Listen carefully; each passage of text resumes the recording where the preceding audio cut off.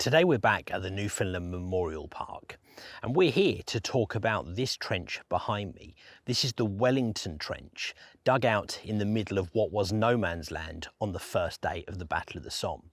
And on the 13th of November 1916, right towards the end of the Battle of the Somme, men of the 51st Highland Division were going to attack from this trench right here and go into the German positions.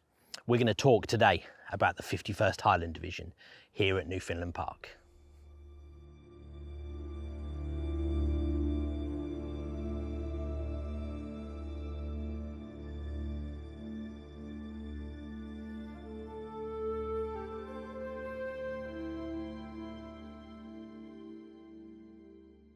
So today we're back at Newfoundland Memorial Park. We're out in the middle of the park. Where you come in is kind of up the slope here with the monument and the trenches where we've told the story in our previous video. Now we're out in the middle of the park next to this trench behind me. Now this was a trench that was made of the remnants of some of the holes that the men who were laying out here on the 1st of July dug to create some kind of defensive position to give them a chance to be able to move back towards the British front line. Well, this eventually was connected up and turned into a proper trench position called the Wellington Trench, and this was going to become the British front line ready for the attack in November 1916, and men from the 51st Highland Division were going to go into the attack right here. Now we're going to head over to the monument here for the 51st Highland Division and tell a little bit about their story and what happened to them when they attacked here in November 1916.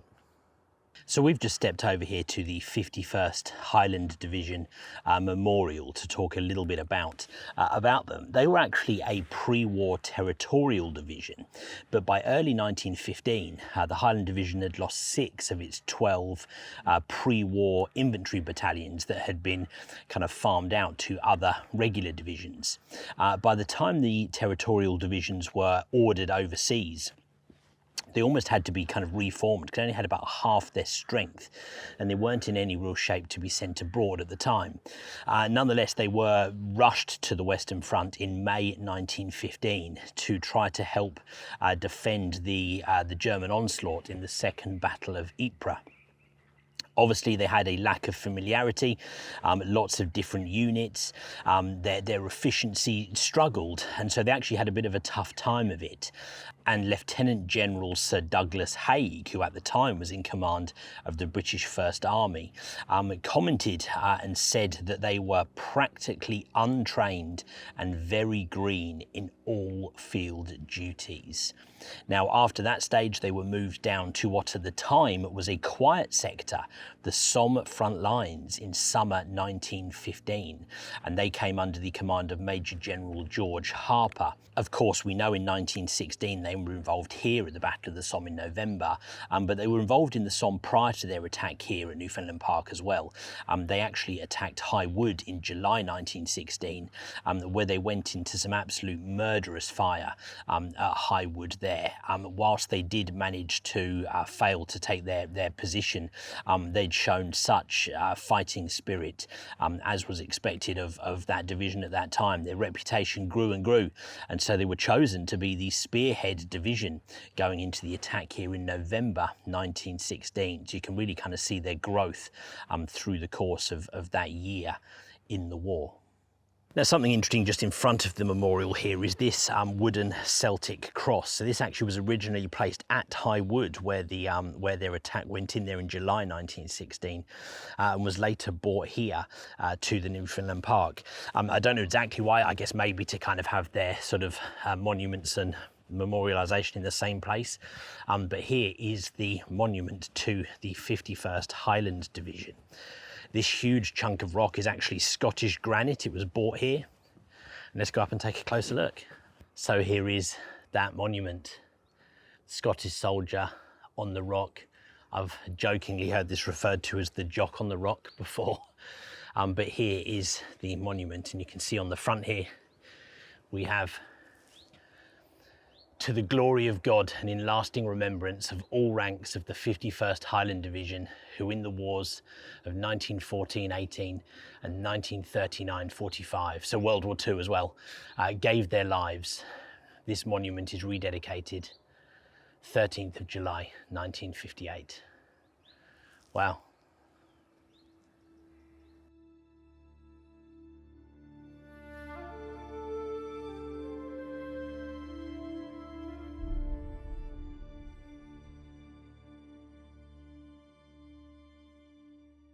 So on the 13th of November, those men were going to go into the attack here towards the stronghold, the German position of Ravine. Now, of course, we know how that attack failed on the 1st of July. So what was the difference? Why did it become successful in November 1916? Well, it's for several reasons. First of all, the tactics had changed. There's sometimes this feeling that the British never changed their tactics and just tried the same again and again. And actually, that's not really the case at all. Lessons were learnt from the 1st of July. One of the big challenges they had on the 1st of July was that the barbed wire, the German barbed wire, was still intact. That's because the shrapnel shells had not blown it to pieces as had been hoped. So they started to use more high explosives to really destroy that wire. So the first advantage these guys had was that the German wire in a lot of cases had been destroyed. Second of all, they used much more high explosive shells to put down into those German trenches. We know, of course, from the 1st of July that so many of those German soldiers had survived in their dugouts underneath the trench in Ravine. Well, those high explosive shells were used to try to collapse those dugouts in, and they had some success as well. Lastly was the developing technique of the creeping barrage. So they were able to keep some fire down on that German trench as the men started to move forwards. Then as the barrage lifted, the men of the 51st Highland Division were into Ravine, into those German frontline positions, and started to get into the attack. The Highland Division moved forwards into Ravine here behind us, that formidable defensive position. Now, of course, there had been the better effect of the artillery and everything like that, but nonetheless, this was still a tough fight. Despite that, those men fought their way into Ravine, dugout by dugout, trench by trench, incredibly pushed beyond that, over this ridge here to the village of Beaumont Hamel and beyond. That pretty much reached the high tide of the Battle of the Somme. The 51st Highland Division moved through and captured all of these German positions, pushing the Germans right back in this section here. And that was pretty much going to be the end of the Battle of the Somme. This place here saw such tremendous fighting right at the beginning and at the end of the Battle of the Somme. And in November 1916, it was going to be the men of the 51st Highland Division who pushed through here and captured these German positions. Now, whilst that attack was successful on the 13th of November, of course, there was still a lot of casualties. So I just wanted to pop into the Ravine cemetery. We were here in our previous video, and we talked about the fact that this was created after that attack in November, and the men of the 51st gathered their casualties and buried a lot of them here and in another cemetery we're going to go to in a minute. And there were other men buried here as well from the attacks earlier in the year in July. So let's just have a little look around and see what we can see here.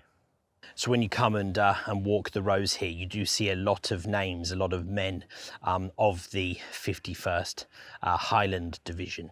If we stop just here, for example, we've got Private J.A. Simpson of the Gordon Highlanders, killed on the 13th of November, so on the opening day of the attack here. We have Private P. Alexander of the Gordon Highlanders, killed on the same day. We have W. Ingram of the Gordon Highlanders, again killed on the same day, and then we have an unknown soldier as well. And as we look down this row actually does seem to be predominantly 51st Division guys. I can see a lot of Gordon Highlanders all the way along the row here. So we've just been at Ravine, and now we've come round to Hunter's cemetery. Now this is a crater cemetery or shell hole cemetery where men would have been brought in and buried in a kind of communal shell hole, and then their headstones sit around the middle of the central sort of obelisk. Let's go have a look. So Hunter's Cemetery. It's thought that the name of this cemetery might refer to Chaplain Reverend Hunter, who served with the Black Watch. It's not necessarily determined though, but as we said, this is a large shell hole where the men or dead men of the 51st Highland Division were brought in and buried here in this kind of communal grave, and their headstones around the middle. So you can see when you look around, we have men here like Private C.A. Wood of the Black Watch, killed 13th of November.